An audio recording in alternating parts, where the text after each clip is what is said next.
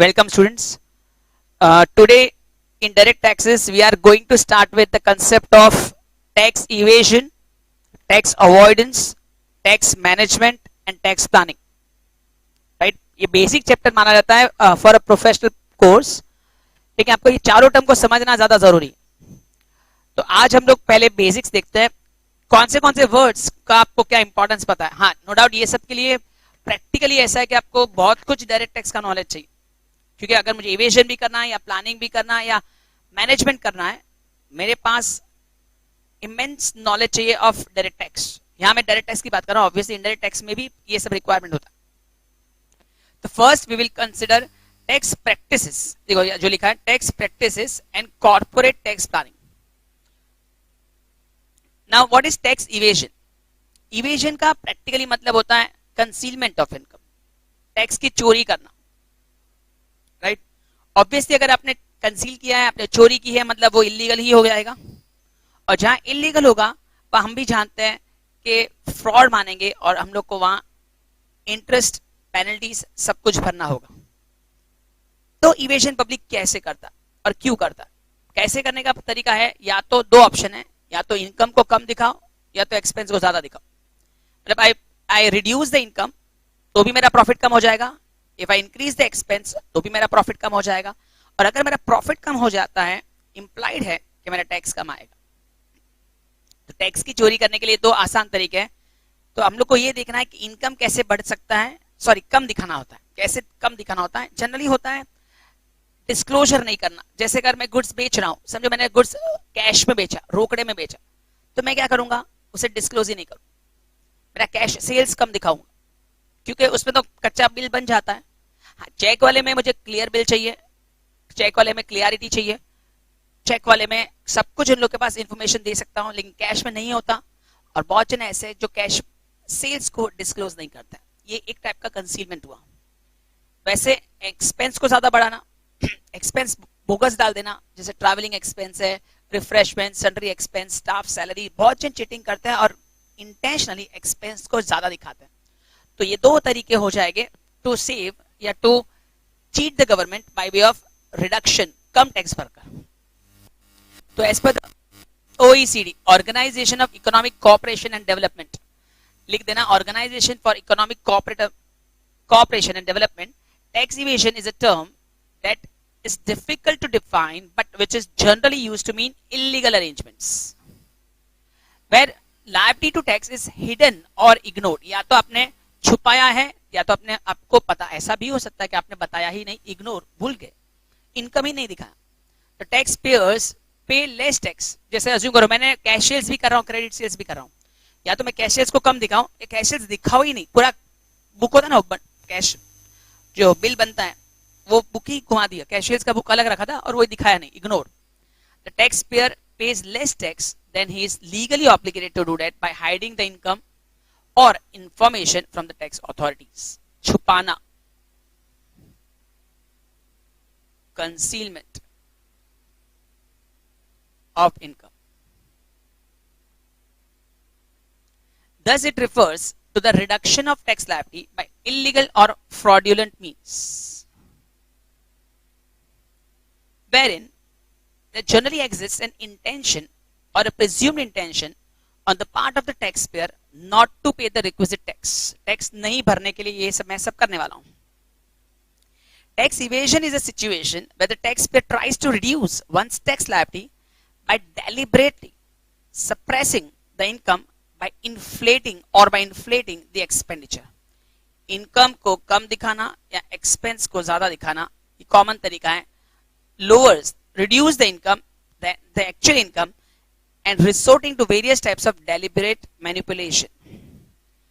An assessee guilty of tax evasion is punishable under the relevant laws with fines and penalties ranging from 100 to 300% of the tax evaded. इतना आपको penalty लग सकता है. 100% और 300% of the tax evaded का मतलब आपने जितना भी कमाया तो ले ही जाएंगे, ऊपर से आपके घर के भी पैसे लेकर जाएंगे. राइट? आई एम कहिंग 100 to 300%, मतलब बहुत ज्यादा हो जाता है.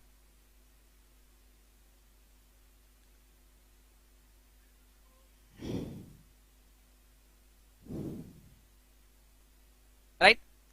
Now, tax evasion may involve stating an untrue statement, knowingly submitting misleading documents, suppression of facts, not maintaining proper accounts of income earned, if required under the law. Omission of material facts. Omission of material facts is assessment using fake documents to claim deductions, exemptions. आज ATC, ATT आपने जब deductions पढ़ा होगा, exemptions, fake documents लेकर आता है, donation के गलत गलत बहुत चीटिंग करने वाले होते हैं. Omission, income disclosure नहीं, बहुत सारे मटेरियल फैक्ट्स ही डिस्क्लोज नहीं करना है, क्लोजिंग स्टॉक जैसी चीज कम दिखाता है, बहुत कॉमन है. An assessee who dishonestly claims the benefit under the statute by making false statements would be guilty of tax evasion. Example देखो, AK Industries install an air condition costing 63,000 at the resident of director. AC install किया कहाँ?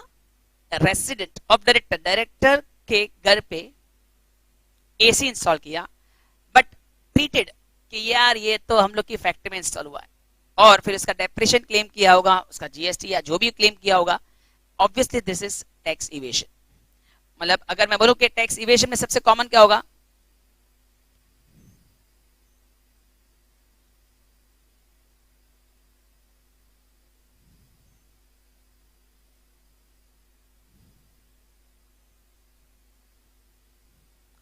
Tax evasion में क्या होगा, first is income को कम दिखाना या expense को ज्यादा दिखाना. तो मोस्ट कॉमन एक्सपेंस के लिए इट्स, अगर आपने personal expense treated as business expense, ये टैक्स इवेशन का एक कॉमन पॉइंट है. खर्चा किया पर्सनली और ट्रीट किया बिजनेस एक्सपेंस.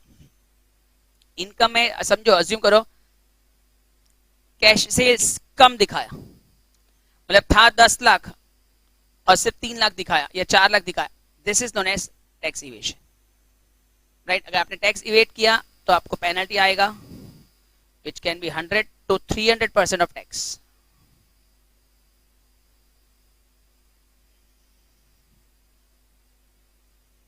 राइट, तो एक बार आपको यहां तक पढ़ना होगा, एक बार पढ़ लो tax evasion. First read tax evasion everyone.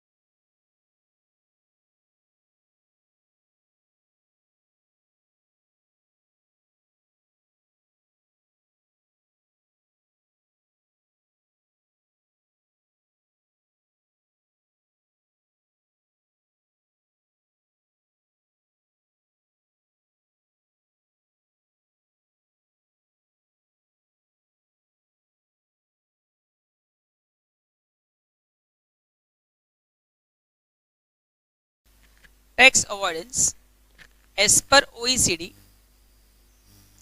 tax avoidance is an arrangement of taxpayers' affairs that is intended to reduce its liability, and that although the arrangements could be strictly legal, is usually in contradiction with the intention of the law it purports to follow. मतलब intention आपका गलत है. According to GSA Wheatcraft, tax avoidance is an act of dodging tax without actually breaking the law. Intentionally tax को चोरी करना है लेकिन law को तोड़ा नहीं है, मतलब गलत नहीं हुआ. Any planning which, though done strictly according to the legal requirements, defeats the basic intention of the legislature, being the statute, could be termed as instance of tax avoidance. It is usually done by taking full advantage of the various loopholes in law and adjusting the affairs in such a manner that there is no infringement of taxation laws and least tax are attracted. एक बार मैंने एक example देखा था कि एक person आता है और जाता है, इंडिया में आता है जाता है, इंडिया में आता है जाता है, और एग्जैक्ट 181 डेज रहता है. इंडियन सिटीजन था, ऐसे बोलता था मैं बाहर जा रहा हूँ काम के लिए, वापस आया, बाहर गया काम के लिए, वापस आया, ऐसा करता रहा 181 डेज हुआ. एंड में ऑफिसर ने पूछा आपका क्यों 181 डेज हुआ.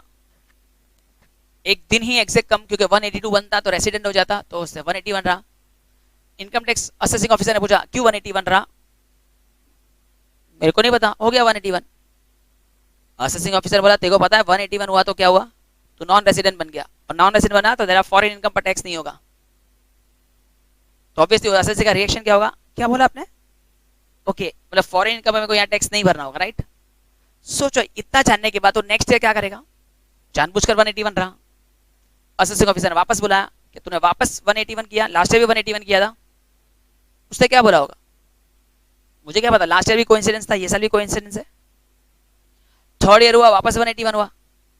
ये ने बोला अभी क्या है, दो बार तूने ऐसा किया 181, इस टाइम भी 181. उसने बोला सामने से हाँ मैंने इस बार जानबूझकर किया. ये सोचकर किया कि अगर मैं 182 हो जाऊंगा तो मेरे को फॉरेन इनकम पर यहाँ टैक्स भरना होगा, अगर 181 होगा तो मेरी फॉरेन इनकम पर टैक्स बचेगा, इसलिए मैंने जानबूझकर 181 किया. नाउ क्या असेसिंग ऑफिसर से कुछ बोल सकता है, आंसर इज नो. क्यों, क्योंकि आपने क्लॉज बनाया 181 डेज का, आपने 182 डेज का क्लॉज बनाया, वो उसकी गलती नहीं है. मतलब वो भी सामने से बोलता है असेसिंग ऑफिसर को आप 180 का क्लॉज बनाओ, मैं 179 रहूंगा, लूपहोल टारगेट कर सकता हूं. हेंस टैक्स प्लानिंग और टैक्स अवॉइडेंस में एक वेरी थिन ब्लड है. बहुत जन उसको प्लानिंग मानते हैं और बहुत जन उसको अवॉइडेंस मानते हैं. जानबूझकर टैक्स की ना पे करने के लिए कुछ करना is known as tax avoidance. There is an element of mala-fide motive involved in tax avoidance. The type of cases that come under tax avoidance are those where the taxpayer has apparently circumvented the law without giving rise to any offense by the use of scheme, arrangement, device. Though of complex nature, the main or the sole purpose is to defer, reduce the tax liabilities. Tax बचाने के लिए करना चोरी. अभी जो मैंने example दिया, one may also divert a part of income to their adult children who are not yet earning and claim a further of 250. मतलब मेरी इनकम मेरे बच्चे के नाम पे कर दी अगर उसका 18 साल हो गया है तो, राइट. वो 18 साल का है, जैसे 18 साल हुआ उसके नाम पे इनकम ट्रांसफर कर दिया, क्योंकि 18 साल के बाद मैं कुछ भी कर सकता हूँ. Similarly, one may transfer the money to their parents who are not earning and enjoy the tax exemption up to 2.5 lakhs. और अगर वो सीनियर सिटीजन है तो 3 लाख, अगर सुपर सीनियर है तो 5 लाख. बिकॉज गिफ्ट पर तो टैक्स नहीं है, मैं अमाउंट अपने पापा के नाम पे कर दूं और पापा के नाम पर एफडी कर दूं तो मेरा टैक्स बचेगा, राइट. ऐसे तो ये सब लूप होल्स के तरीके हैं, जरूरत नहीं हर एक लूप होल को पढ़ना. Another common way of tax exemption is to take loan from relatives and friends, since gift tax does not apply on the same, and the loan may be paid back with nominal interest rate. Another common means through which corporate giants generally avoid tax liabilities is capital transfer, is by routine their investment through shell companies. हाँ मतलब ये transfer pricing का part है कि मैं ऐसी जगह पर ऐसी कंट्री में कंपनीज चालू करूं जो लोग का टैक्स है ही नहीं, वो कंट्री में या तो टैक्स है या तो बहुत मामूली सा टैक्स है, राइट. जनरली ऐसी कंट्रीज होती है जिसको हम लोग टैक्स हेवन कंट्रीज बोलते हैं. टैक्स हेवन में या तो नो टैक्स होता है या तो लो टैक्स होता है, या तो नो टैक्स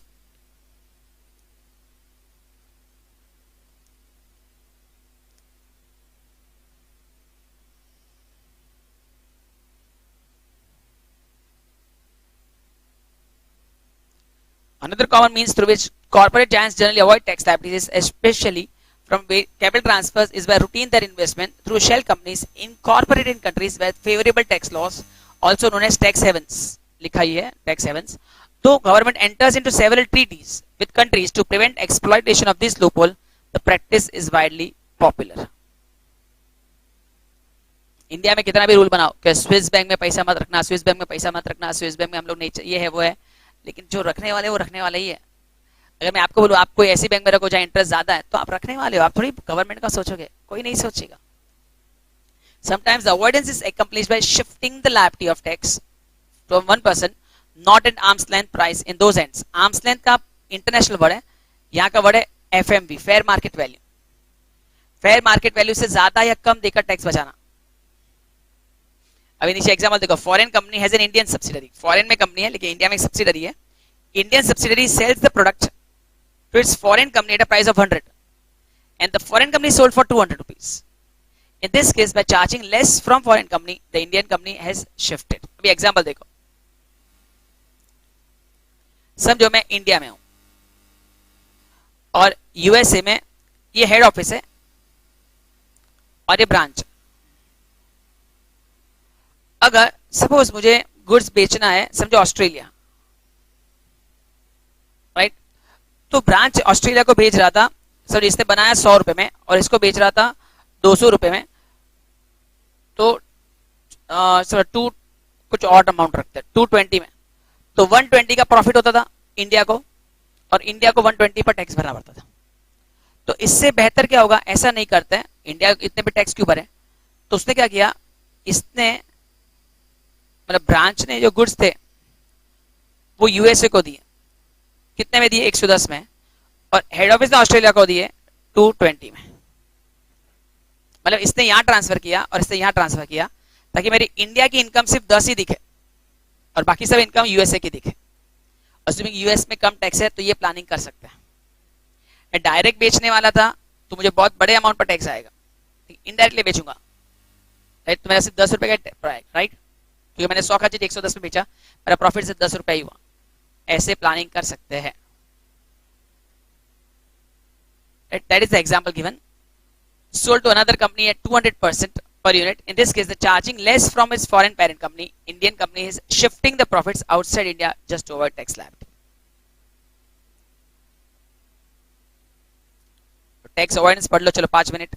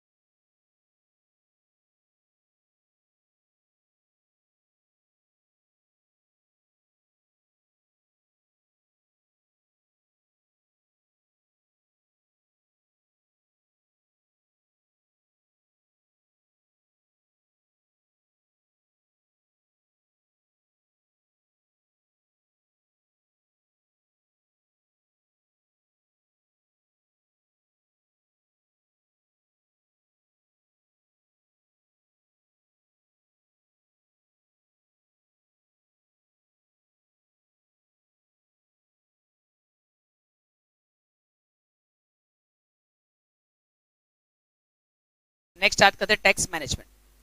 टैक्स मैनेजमेंट में आपका टैक्स नहीं बचता लेकिन आपका इंटरेस्ट और पेनल्टी बचता.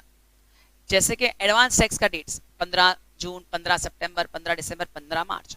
अगर आप time to time advance tax भरते हो, time to time return file करते हो, आपको जो भी as per rules TDS deduct करना, आपको ये फॉर्म भरना, वो फॉर्म भरना, अगर आप सब टाइम टू टाइम करते हो तो आपका इंटरेस्ट और पेनल्टी बचता.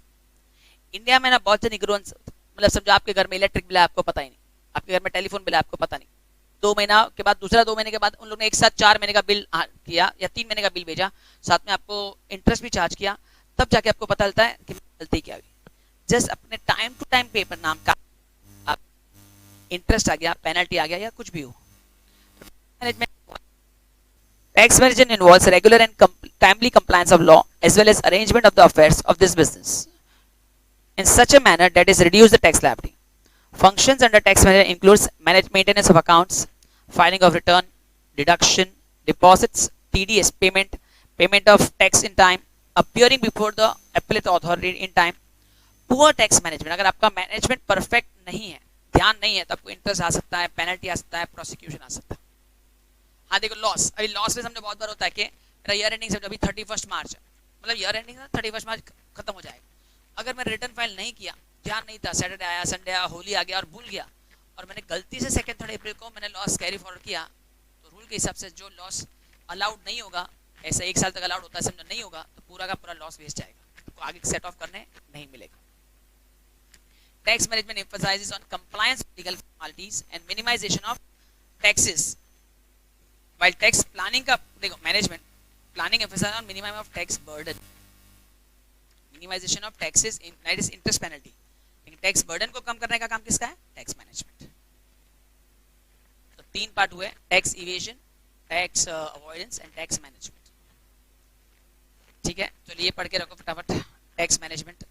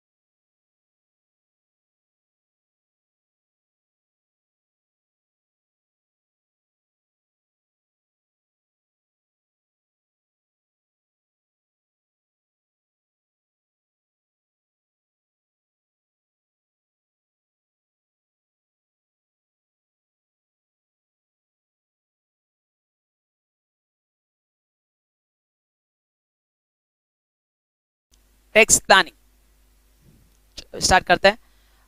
ऑब्वियसली टैक्स प्लानिंग का मतलब ऐसी चीज जो इनकम टैक्स एक्ट खुद हम लोग को बोलती है करने के लिए, हाँ ये करो तो आपका टैक्स बचेगा। जैसे most common was deductions, eighty C वाला जो एग्जांपल था, most common is eighty D, most common is 54 EC, long term capital gain bonds, जहां टैक्स बचाने के लिए हम लोग नए नए तरीके वो लोग दे रहे हैं हम लोग को, जिसके बेस पर हम लोग टैक्स बचा सकते हैं। हाँ मतलब ये लीगली अलाउड है definitely. OECD defines tax planning as arrangement of persons business और private affairs in order to minimize the tax liability. समझ में आया? टैक्स लायबिलिटी को कम करने के लिए इंटेंशनली जो हम लोग को प्रोवाइड किया गया वो है। In other words, tax planning can be defined as an arrangement of one's financial and business affairs by taking legitimately in full benefit of all deductions, exemptions, allowances, rebates. Section जो deduction है जैसे section 80 का, exemption section 10 का, allowances भी 10 के group में है, rebate section 87A है, या जो भी हो, जो सब बेनिफिट्स आपको मिलना चाहिए, जो कहीं ना कहीं आपको प्लान करना है, that is tax planning. Government ने खुद ने ऑफर दिया। Tax planning means compliance with the taxation provision in such a manner the full advantage is taken of all tax exemptions, deductions, concessions, rebates and reliefs permissible under income tax act so that the incidence of tax is the least। आपका tax एकदम कम आ जाए। आपको अगर planning perfect आता तो आप tax reduce कर सकते हो। This is neither evasion nor avoidance, it's just a scientific planning just to minimize tax, right? Or postpone or for a matter defer liability for a subsequent period by availing incentives, concession, allowances, rebates, reliefs. They are meant to be availed of and they have certain clear objectives to achieve. The reason behind such deductions, rebate, is the government desire to incentivize channel funds in certain directions. For instance money collected, हाँ जैसे था ना infrastructure bonds में invest करो तो आपको ATC में benefit मिलेगा, या आपको नेशनल हाईवे में इन्वेस्ट करो तो आपको 54 ईसी में बेनिफिट मिलेगा। ये सब ताकि आप वो फील्ड में इन्वेस्ट करो, that was the major purpose. Similarly provident funds NSCs are encourage for savings, ये सब एटीसी वाले, मेन तो एटीसी सबसे इंपॉर्टेंट है प्लानिंग के लिए। This incentivise also go along with in reducing inflation by curtailing the liquid। मतलब उन लोगों को क्या लगता है कि समझो मैं 6.5 लाख रुपए कमा रहा हूँ, मैं एग्जाम्पल दे रहा हूँ, मैं 6,50,000 कमा रहा हूँ और मेरे को बोला 650 है तो आपको 150 पर इतना टैक्स आएगा, तो मैं बोला मुझे टैक्स नहीं भरना, ठीक है वो 150 का पोस्ट ऑफिस में डाल दो, पीपीएफ में डाल दो, एनएससी में डाल दो, एफडी में डाल दो। जैसे मैंने 150 डाल दिया, मेरे हाथ से लिक्विड फंड कम हो गया, और मेरे ऐसे लिक्विड फंड कम हो गया तो मार्केट में इन्फ्लेशन उतना कम हो जाएगा। That is a major purpose.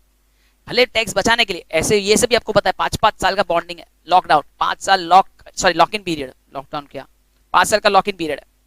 Tax planning is encouraged by government since it is not only leads to savings but fulfils the government needs. thus following sound planning measures is not only legal but also prudent though the limit of savings is rather low। क्योंकि ये लो कितना है, क्योंकि हम लोग खाली इतना तक कर सकते हैं planning. Doing business is an industrially backward state while 80IB में, कि अगर आप बैकवर्ड स्टेट में काम करते हो तो आपको टैक्स बचता है। 80C में है जैसा पीपीएफ, ट्यूशन फीस, वो सब क्लेम कर सकते हो। चलो अभी डिस्टिंक्शन बिटवीन आपको देख लेते हैं। Planning it is to avail minimum benefit of deductions, sorry maximum benefit of deductions, exemption, rebate and minimising the tax liability. मतलब जितना पॉसिबल उतना बेनिफिट ले लो, डिडक्शंस, रिबेट, एग्जम्पशन, ताकि आपका टैक्स कम से कम आए। Right? First point is this. Second, avoidance is reducing the tax liability by using the loopholes। ये भी टैक्स कम करने के लिए, ये भी टैक्स कम करने के लिए, और ये भी टैक्स करने, ये उन लोग ने बोला है और ये इलीगल है। प्रॉब्लम इज दिस, यहाँ आप जानबूझ कर लूपहोल को टारगेट कर रहे हो। It refers to reducing the liability by dishonest means. Legality obviously beneficial, right? It is the framework, ऐसे ही बोला गया और करना चाहिए। It is legal but not the spirit of the law. Law का इन लोग का इंटरेस्ट नहीं है इसमें, ये तो इलीगल ही है, अनएथिकल है, वायोलेशन ऑफ लॉ है। The enterprise opening a 3-star hotel to claim deduction in 35AD is a planning. Shifting income from one person to another person is avoidance, and not showing the books of accounts is evasion। This concept is very well accepted by the judiciary. This concept can be considered heinous to tax evasion. मतलब ये ना real में cheating है, मतलब ऐसा long term में ये खतरा है, लॉन्ग टर्म में ये खतरा है, डेंजरस समझो, लॉन्ग टर्म में प्रॉब्लम आ सकता है. Government brings amendments to curb, जानबूझकर फिर गवर्नमेंट नए नए रूल निकालती है ताकि जितना भी पॉसिबल उतना अवॉइडेंस के टार कम होता है. लेकिन इंडिया है, इंडिया मतलब पब्लिक है, चूहे जैसी है, एक उसका रास्ता बंद करो तो 10 रास्ते खुल के आते हैं. That is a loop hole. That was the word loop hole, का मतलब वही था. उसके लिए एक होल बंद करो, वो 10 होल से आएगा. This is clearly prohibited as it is illegal. Obviously यहाँ नो पेनल्टीज, यहाँ भी जनरली मे और मे नॉट, यहाँ तो डेफिनेटली नहीं होगा, या मे और मे नॉट, लेकिन यहाँ तो 100% होगा. यहाँ पेनल्टी नहीं होगा, यहाँ होगा, या मे और may not. Time period is futuristic in nature. It aims to minimize the tax in future years. It also minimizes in future. It is not. It aims at evading the tax after the liability. Right? तो आपको इसके examples अगर exam में आते हैं, खास करके exam में कैसे क्वेश्चंस आते हैं इसमें, एक आ सकता है डिस्टिंग्विश बिटवीन, एक आता है distinguish between tax planning versus tax avoidance आ सकता है, या tax planning versus tax evasion आ सकता है. इवेशन, राइट, और max to max tax avoidance versus tax evasion, ये बहुत कॉमन. टैक्स मैनेजमेंट का चांस कम है लेकिन आना चाहिए. तो एक बार आप ये सब कुछ बराबर पढ़ के रखना. जनरली 5 मार्क का शॉर्ट नोट या डिस्टिंक्शन आता है. क्लियर हुआ? तो इतना पार्ट पहले आपको पढ़ना होगा, the concept of tax avoidance, tax planning, tax evasion. ठीक है, चलो बाय बाय, यहां तक कंटिन्यू करना.